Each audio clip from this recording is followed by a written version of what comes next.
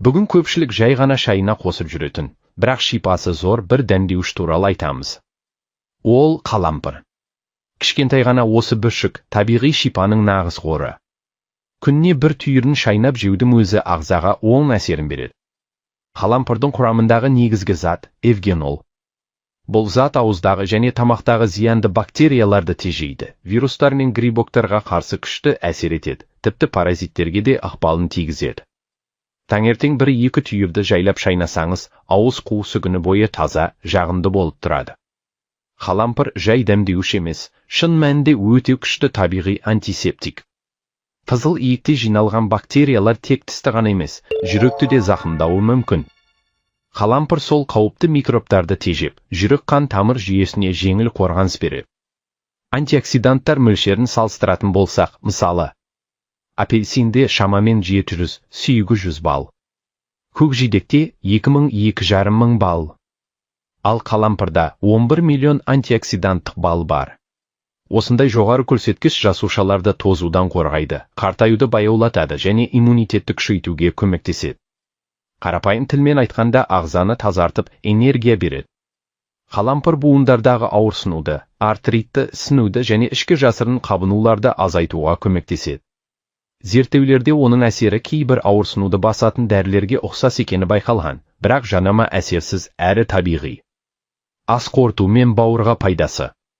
Қалампыр ас қорыту ферменттерінің жұмысын күшейтеді, іштің кебуін басады және ішекті тазартуға көмектеседі. Бауырды зиянды қалдықтардан арылтып, майлану процесінде бәсеңдетеді. Нәтижесінде ағзада жеңілдік пен сергектік сезіледі. Қалампыр қандағы қантты теңестіреді, ағзаның инсулинге сезімталдығын арттырады. Соның арқасында қандағы артық қан деңгейі біртіндеп төмендейді және қант диабетіне бейімі бар адамдарға да қолайлы әсер береді. Бұл дәріге қарағанда қандағы қантты өте жұмсақ әрі табиғи реттеу. Қалампыр қатерлі жасушалардың өсуін баяулатады. Зерттеулерге сүйенсек, қалампыр майы кейбір қатерлі жасушалардың белсенділігін төмендетуге көмектеседі. Әсіресе өңеш ісігі мен жатыр мойны обыры жасушаларының өсуін баяулатқаны байқалған. Бұл әрине негізгі ем емес, бірақ қалампырдың пайдалы қасиетін көрсететін маңызды дерек. Қалампыр шаршауды басып, сергітеді, көңіл күйді көтереді. Сонымен бірге қатырықты жеңіл шығарып, ауыздағы жағымсыз иісті кетіруге көмектеседі. Иммунитетті де табиғи түрде күшейтетін әсері бар. Қалай қолданған дұрыс және пайдалану мөлшері? Ең қарапайым тәсіл күніне 1 түйір қалампырды шайнап жеу. Басқа да қолдану жолдары.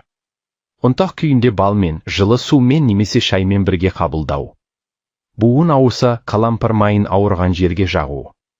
Капсула түрінде де ішуге болады, бірақ асқазанда жара немесе сезімталдық болса, абайлау керек. Пайдалану мөлшері. Жаңа бастағандарға күніне 1 түйір жеткілікті. Ағза үйренген соң 2-3 түйір қабылдауға болады. Асқазанда аштығы байқалса, дозаны азайтқан дұрыс. Күн сайын 1-ақ түйір қалампыр ағзаны тазартып, ас қорыту мен бауырдың жұмысын жақсартады. Қабынуды азайтып, қан деңгейін реттеуге көмектеседі. Иммунитетті күшейтіп, жүрекке де қорған болады. Қарапайым болса да өте пайдалы әдет. Денсаулығыңызды қорғаңыз, бұл ең қымбат байлық. Көп көрермен доктор Берг арнасын жазылусыз көреді. Ал жазылу дәл осындай пайдалы, шынайы, қазақша медициналық контенттің жалғасуына үлкен қолдау. Егер сізге ыңғайлы болса, дәл қазір жазылып, бұл видеоны жақындарыңызға жіберіңіз. Бір адамға болсын пайдасы тисін. Берік болыңыз, бірге болыңыз.